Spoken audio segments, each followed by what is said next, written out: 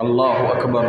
رسول اللہ صلی اللہ علیہ وسلم نے فرمایا، ابن مسعود اس روایت کے راوی ہیں، اذا ذکر اصحابی فامسکوا، جب میرے صحابہ کی بات آ جایا کرے نا تو اپنی زبانوں کو روک لیا کرو۔ جب میرے صحابہ کی بات آ جایا کرے تو اپنی زبانوں کو روک لیا کرو، اور جب ان ستاروں کی بات بھی آ جائے نا تو اپنی زبانوں کو روک لیا کرو، اور جب تقدیر کی بات بھی آ جائے تو اپنی زبانوں کو روک لیا کرو۔ کیا مطلب؟ جسے کہتے ہیں نا کہ ایک چیز کا لیول ہی ہمارا نہیں، ہم اور صحابہ پر بات کریں، ہم اور صحابہ کے معاملات کے ترازو آج ہم لے کر بیٹھ جائیں، آج ہم صحابہ کو کہیں کہ یہ غلط تھا اور یہ درست تھا، آج نعوذ باللہ کسی کو دشنام کریں، کسی کو برا کہیں، کسی کو گالی دیں، کسی کو اسلام سے نکالیں۔ رسول اللہ صلی اللہ علیہ وسلم نے فرمایا، اذا ذکر اصحابی فامسکوا، جب میرے صحابہ کا ذکر آ جایا کرے تو زبان روک لیا کرو۔ یہاں ہمارے بھی بے شمار ساتھی بے شمار قسم کی فتنوں اور زہر آلود اور مختلف قسم کے فتنوں کا شکار ہو کر ہم سے بھی آ کر ویسے ہی سوال کرتے، دیکھیں جی پھر یہ تو ہوئی نا کہ فلاں سے غلطی تو ہوئی نا، فلاں نے غلطی تو کی نا۔ بھئی کس نے کہا کہ اس سے غلطی نہیں ہوئی؟ آخر کسی سے غلطی ہوئی تو فساد ہوا نا۔ جو کنفلکٹ پیدا ہو جاتا ہے، جھگڑا ہو جاتا ہے، کہیں ہاں اور نہ کا ٹکراؤ ہوتا ہے تو ہوتا ہے نا، لیکن میں اور آپ اس جھگڑے کے فیصل کرنے والے نہیں ہو سکتے۔ اذا ذکر اصحابی فامسکوا، جب صحابہ کی بات آ جائے اپنی زبان کو بند کرو۔ بالکل وہی بات کہ جب ہم سے کوئی اپر لیول کی بات ہو نا، کوئی ہم سے پوچھے، ہم کہتے ہیں یار ہمیں نہیں پتا، اگرچہ میرا دل کہہ رہا ہوتا ہے یار یہ بات ٹھیک ہے، یہ غلط ہے، اس نے صحیح کیا، اس نے غلط کیا، میں سمجھا میرے لیول کی نہیں، میں کر ہی نہیں سکتا، مجھے پتہ ہی نہیں۔ ایسے میں کروں گا اپنے، اگر ایمان کے متعلق کروں گا تو ایمان کا کباڑہ کرواؤں گا، اگر دنیا کے متعلق کروں گا تو دنیا خراب کرواؤں گا۔ اذا ذکر اصحابی فامسکوا، جب صحابہ کی بات آ جائے تو اپنی زبانوں کو بند کرو، اور جب تقدیر کی بات آ جائے تو اپنی زبانوں کو بند کر لیا کرو۔ کیوں؟ تم تقدیر کو نہیں سمجھ سکتے کہ تقدیر کیا ہے، اللہ کی لکھت کیا ہے، اللہ کا علم کیا ہے؟ ہمارے اندازے اور اللہ کے علم کے اندر زمین آسمان کا فرق ہے۔ آج میں اور آپ، ہمارے اندازے تو 100% کریکٹ ہوں، لیکن جب تقدیر کی بات آئے تو ہم کہتے ہیں یار یہ بات سمجھ نہیں آتی، بھئی سمجھ آ بھی نہیں سکتی۔ اذا ذکر القدر فامسکوا، جب قدر کا ذکر آیا کرے تو اپنی زبانوں کو بند کر لیا کرو۔ ادھر ہے کوئی ایسا کوئی بندہ بیٹھا ہوا سائنسدان قسم کا جسے یہ سمجھ آ جاتی ہو کہ یہ میرے ہاتھ کے اندر جو موبائل ہے وہ یہاں سے بغیر کسی چیز کے، کوئی تار نہیں لگی ہوئی، کوئی لنک نہیں، یہاں سے بیٹھ کر جناب آپ دنیا کے اس کونے کے اندر چلے جائیں تو آپ آئرلینڈ اور آئس لینڈ کے اندر بات کر لیں، اس کونے کے اندر چلے جائیں تو جناب آپ آسٹریلیا کے اندر جا کر بات کر لیں، ہمیں کوئی چیز نظر نہیں آ رہی، تصویر بھی لائیو جا رہی ہے، آواز بھی لائیو جا رہی ہے، ہمیں کوئی چیز سمجھ آ رہی ہے؟ وَمَا أُوتِيتُم مِّنَ الْعِلْمِ إِلَّا قَلِيلًا، اگر یہ سمجھ نہیں آتی اور ہم خاموش ہیں، بالکل اسی طریقے سے اگر صحابہ کے معاملات سمجھنا آئے تو خاموش ہو جائیں، تقدیر سمجھنا آئے تو خاموش ہو جائیں، ایسے ہی بلا وجہ ہر چیز کے اندر ٹانگ اڑانا یہ کسی عقل مند انسان کی بات نہیں۔ اذا ذکر اصحابی فامسکوا، بس جو ہوا تلک امۃ قد خلت لہا ما کسبت ولکم ما کسبتم، جو ہوا سو ہوا، اللہ تعالیٰ ان کے فیصلے کرے۔ جب ہمیں شریعت نے روک دیا تو میرے بھائیو ہم کسی کو صحیح اور کسی کو بھی غلط کہنے کے روادار نہیں۔ رسول اللہ صلی اللہ علیہ وسلم نے فرمایا کہ میرے صحابہ ہیں، ان کے مقام اور مرتبے کا اندازہ دیا اللہ کے نبی نے۔ اللہ کے نبی نے صحابہ کا مقام اور مرتبہ نہیں بتایا، اللہ کے نبی نے صحابہ کے مقام اور مرتبے کا اندازہ دیا۔ بالکل ایسے ہی جب کسی کو کوئی چیز سمجھ نہ آ رہی ہو تو ہم کہتے ہیں سمجھ تو تجھے آنی نہیں، مثال سے سمجھ لے کہ اس سے ملتی جلتی بات ہے۔ کیا؟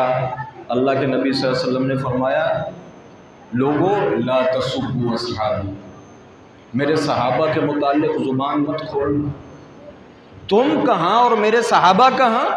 والذی نفسی بیدہ، اس ذات کی قسم جس کے ہاتھ میں میری جان ہے، لو ان احدکم انفق مثل احد ذہبا، تم احد پہاڑ جتنا سونا خرچ کر دو اور میرے صحابی نے ایک مد کے برابر کوئی چیز خرچ کی ہو نا، تمہارا احد پہاڑ جتنا سونا اور میرے صحابہ کا وہ آدھا پونا سوا کلو کی خرچ کی ہوئی کھجور یا گندم، یہ دونوں آپس میں میچ نہیں کرتے۔ ان کے خرچ کیے ہوئے وہ کلو ڈیڑھ جو اور گندم، اس کی قیمت، اس کی حیثیت وہ تمہارے احد پہاڑ کے برابر سونا خرچ کیے ہوئے سے بہتر ہے۔ کس وجہ سے بہتر ہے؟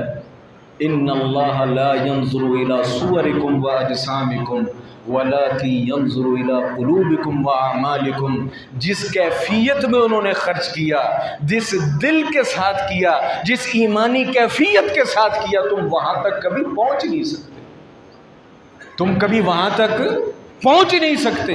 تم احد پہاڑ جتنا سونا خرچ کر دو، اور میرے صحابی نے ایک چلو بھر، یہ جو مد ہے نا وہ اتنی سی چیز ہی ہوتی جو دونوں ہاتھوں کے اندر آ جاتی، اتنی سی چیز خرچ کی ہونا وہ برابر نہیں ہو سکتی۔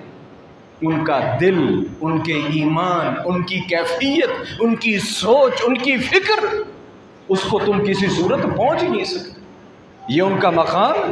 رسول اللہ صلی اللہ علیہ وسلم نے فرمایا لعن اللہ من سب اصحابی۔ بس اوقات ہمارے یہ جو صحابہ کے احترام، ان کے ایمان کو تسلیم کرنے والے بھی بھائی ہیں نا، بس اوقات ایسے اونچ نیچی بات کر جاتے ہیں۔